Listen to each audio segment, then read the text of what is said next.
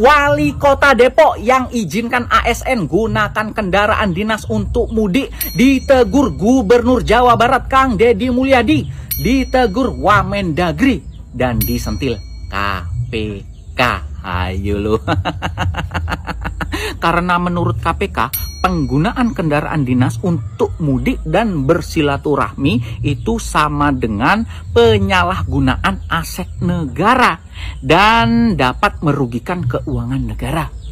Terus, penggunaan kendaraan dinas untuk mudik itu bisa dikategorikan sebagai tindak pidana korupsi. Ayo lo. Ayo. Padahal Pak KPK dan Pak Wamendagri yang menggunakan kendaraan dinas, yang mengizinkan kendaraan dinas dipakai untuk mudik itu bukan hanya wali kota Depok. Banyak wali kota lain, banyak bupati lain yang mengizinkan ASN-nya untuk menggunakan kendaraan dinas mudik. Aduh, ini kalau memang KPK menyebutkan sebagai tindak pidana korupsi, harus diatasi ini. Ya, harus diperiksa ini, jangan hanya ditegur, tapi dikasih tindakan kalau memang ini merugikan keuangan negara. Ya, sahabat-sahabat mulut netizen, bupati kalian, wali kota kalian mengizinkan ASN-nya untuk menggunakan kendaraan dinas mudik nggak? Kalau iya, berarti bupati wali kota kalian sama saja melakukan tindak pidana korupsi. Harus ditindak tegas ini Pak KPK dan Pak Wamendagri. Ya, gimana? Itu merugikan keuangan negara. Harus ditindak, jangan hanya ditegur, ya. Kan dia Pak Wali Kota ini berargumentasi tidak semua ASN itu punya mobil dinas. Tetapi pemegang mobil dinas itu rata-rata pejabat eselon 3 dan eselon 2. Karena eselon 4 nggak ada mobil dinas. Kecuali kalau UPTD di kabupaten kota yang PU. Itu punya mobil dinas bak yang biasa ngangkut pasir, ya kan. Tunjangannya cukup. Gitu loh.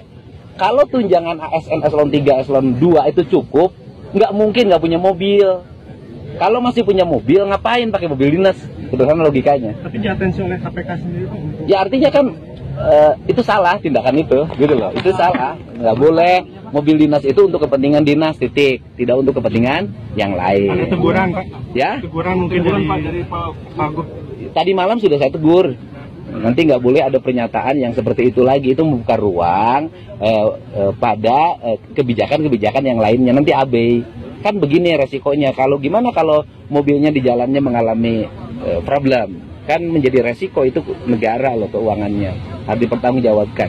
Jadi sekali lagi saya tegaskan, kalau ada argumentasi tidak semua ASN punya mobil dinas, yang punya mobil dinas itu adalah pejabat eselon 3 dan 2. Dan semua eselon 3 dan 2 itu kalau tidak punya mobil berarti ngelola uangnya nggak bener.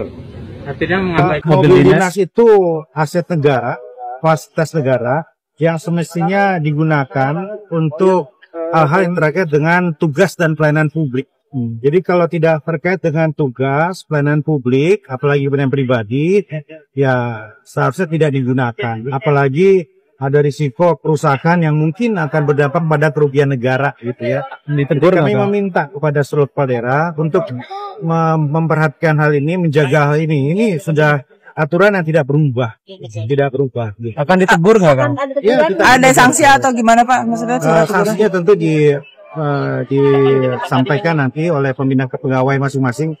Pak Gubernur nanti pasti akan memberikan sanksi. Ya. Assalamualaikum warahmatullahi wabarakatuh. Sampurasun. Rahayu, rahayu, rahayu. Salam hormat buat teman-teman yang ada di wilayah Jawa Barat. Saya ingin mengajak lagi merenung seluruh warga Jawa Barat, atau juga mungkin seluruh warga masyarakat yang ada di Pulau Jawa dan umumnya di Nusantara. Apa yang dilakukan oleh Gubernur Jawa Barat? Kembali lagi jadi renungan saya.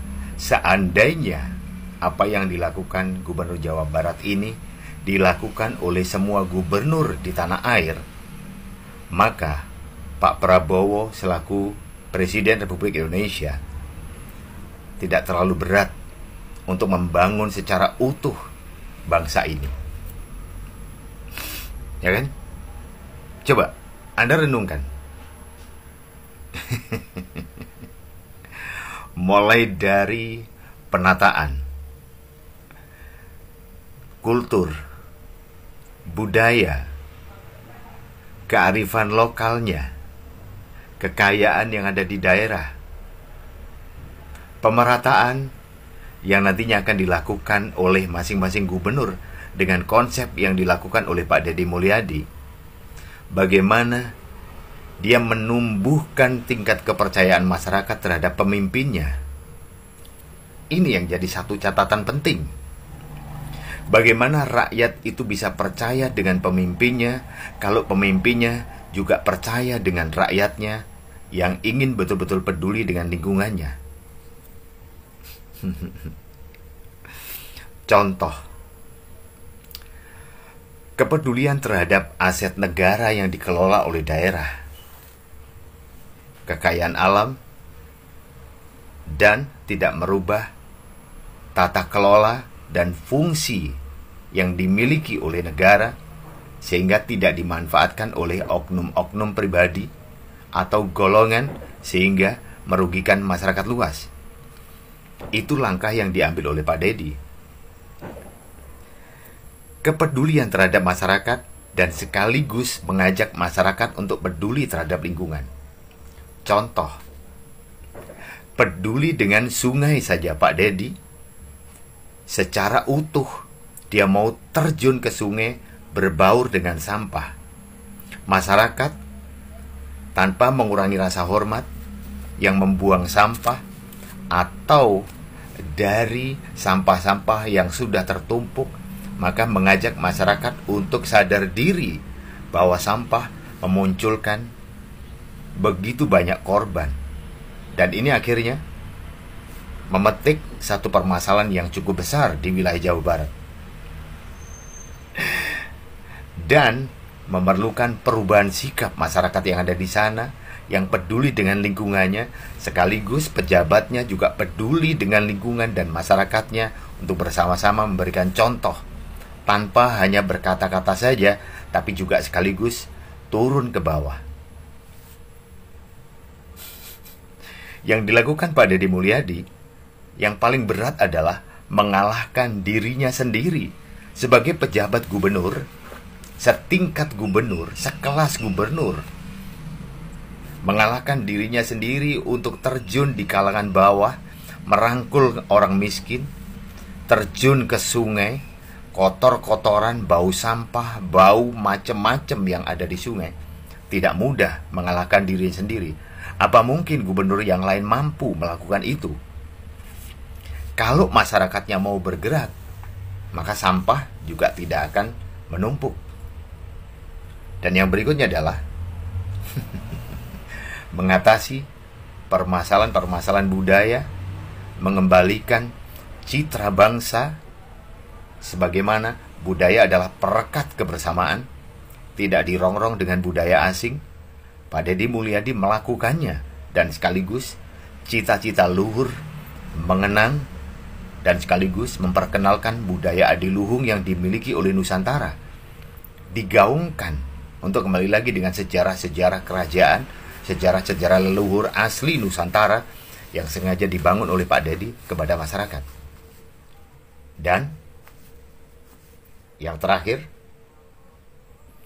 sebagai rakyat, Deddy Mulyadi ditunjuk sebagai pemimpin dan sekaligus pemimpin yang mengayomi masyarakat dan menyelamatkan APBD dengan terbuka menyampaikan hasil perolehan berapa jumlah yang diperoleh setiap tahunnya APBD oleh Jawa Barat.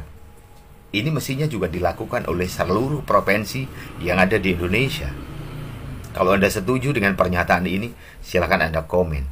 Maka Jawa Barat adalah dari rakyat, oleh rakyat, untuk rakyat. Sanggupkah gubernur-gubernur yang lain mengalahkan dirinya sendiri untuk betul-betul menjadi wakil rakyat, menyuarakan suara rakyat, dan sekaligus bermanfaat untuk rakyat, akhirnya bermanfaat untuk bangsa dan negara? Inilah cinta negara kesatuan Republik Indonesia untuk Indonesia maju, Indonesia emas ke depan. Salam hormat dari Malang, Jawa Timur. Assalamualaikum warahmatullahi wabarakatuh. Sampurasun.